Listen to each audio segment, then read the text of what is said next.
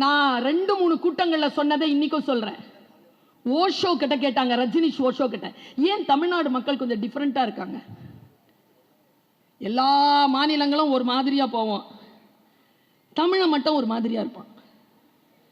அவன் எதுக்கும் அடங்க மாட்டான், சரிம்மா.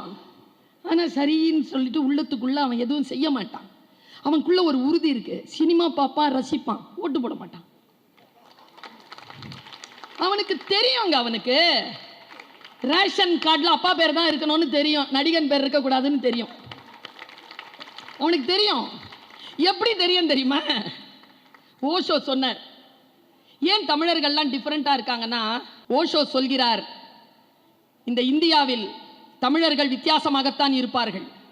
அவர்களிடத்தில் நீங்கள் வெளிநாட்டிலிருந்து வடநாட்டிலிருந்து கொண்டு வந்துகின்ற கருத்தை எல்லாம் திணித்து விட முடியாது. எப்போ சொல்ற? இன்றிலிருந்து 100 வருஷத்துக்கு முன்னால் சொல்ற. ஏன் தெரியுமா? தமிழர்கள் மட்டும்தான் இந்தியாவின் பூர்வக்குடிகள் என்று சொல்கிறேன்.